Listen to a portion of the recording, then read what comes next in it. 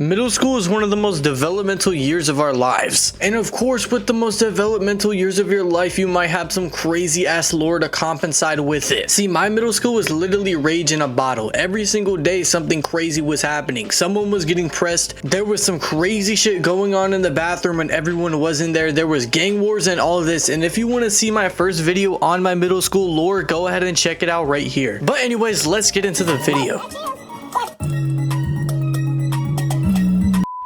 The Avengers.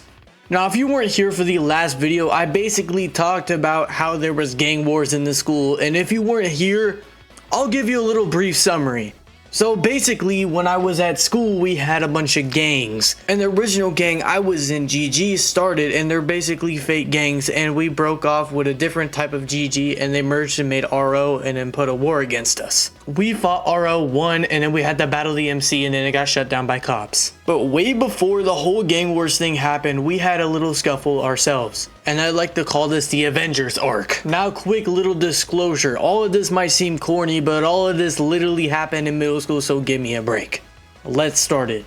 So the story starts whenever Gigi sparks up a little bit more again, and we have the Avengers, which is people against me. Now, I was really stuck up on leadership at this point, because Uvin was one of the founders, I was one of the founders, and Jai was one of the founders, and out of the three founders, I was the last one to join. But still, I was the most rightful as leader. I knew the gang more, I was the strongest one, the military general, and all this. So of course I would want the leadership, and this is before I got nominated as president. And as a little sign of disrespect, I said, how about this? You take your strongest soldiers against me, and whoever wins will basically be the winner, the leader. If you can get a band of soldiers to defeat me, then I'll give it up. I'll accept you guys as the leaders, and I'll accept you guys as the righteous ones. Now the day rolls around, and they recruited basically all the midgets in the school together with them.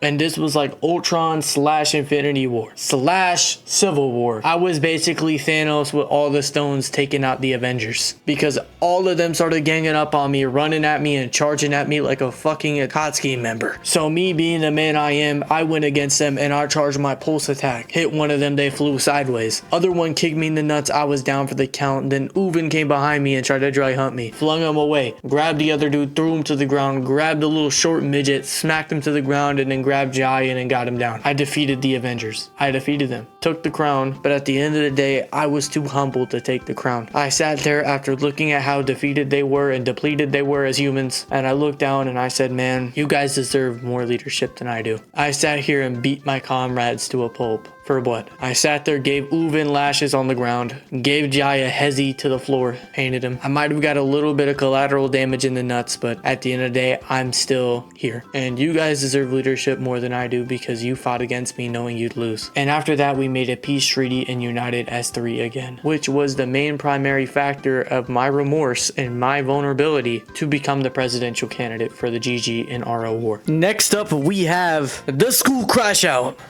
Because vaping is wrong. You're gonna die soon. I fucking laugh.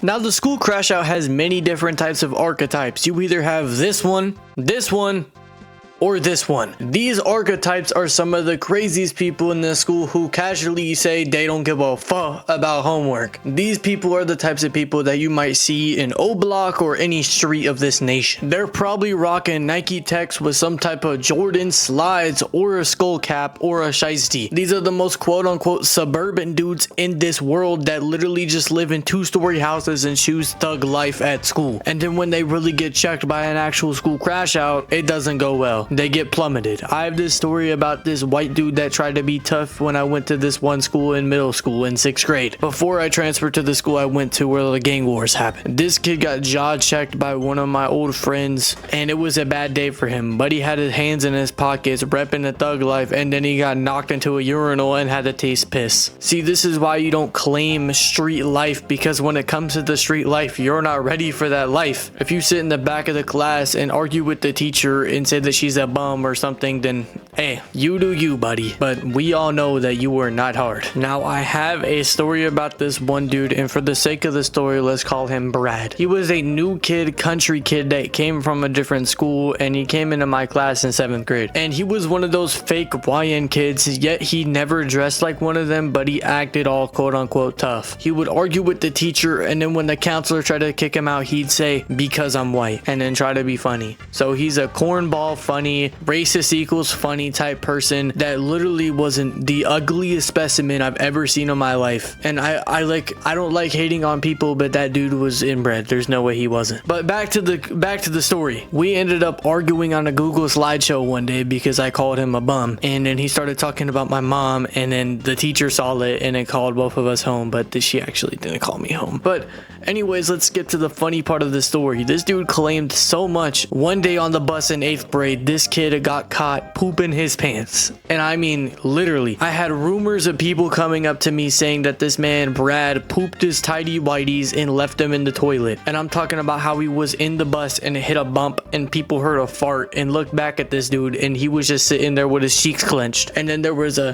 dirty, poopy underwear in the toilet at school. And this is a complete real story. I'm not exaggerating this at all. I had a split class that day and I was in a class with Brad. It was my math class. The second this man bent over for a project that he was doing in math, you could see the brown stains on this dude's cheeks, because this dude was definitely freeballing this day. Don't let me catch you slipping again, nigga. This time you're lucky I let you slide for.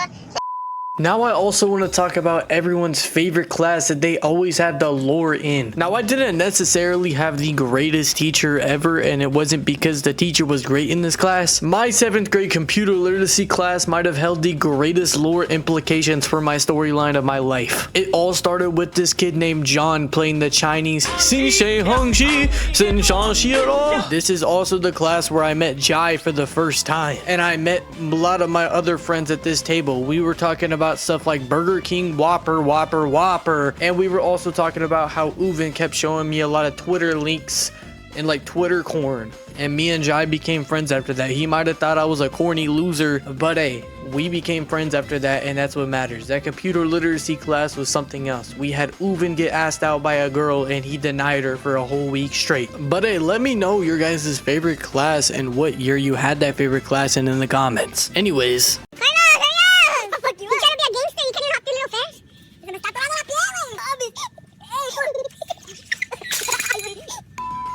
now, me personally, we had a king crash out at our school, and if you didn't watch the GG video, he was basically a part of our army, which was my last middle school lore video that explains everything. He is the king crash out, and John, for the story's sake, is one of the biggest crash outs in our school. If you were caught lacking in the bathroom during class change, you would be on the ground in a chokehold. I remember he grabbed one of my old friends, put him in a chokehold, and he was literally crying. And this dude sat there and laughed. He made Uvin cry one day because he put him in a chokehold. I mean, to be frank, he was kind of messing with Uvin, but still, this dude was a ticking time bomb. When we had him on our squad for GG, he started taking things serious, started throwing right hooks like Muhammad Ali and Mike Tyson. And this dude had one of the biggest burger fits of all time. He would always wear like the panda dabbing type of drip fits, and then he'll be rocking like black Air Forces because he had that energy on him. And nobody would question him for his doo-doo ass fits because this dude would literally slime you out in a day. Playing with this man is no joke. You don't mess with him.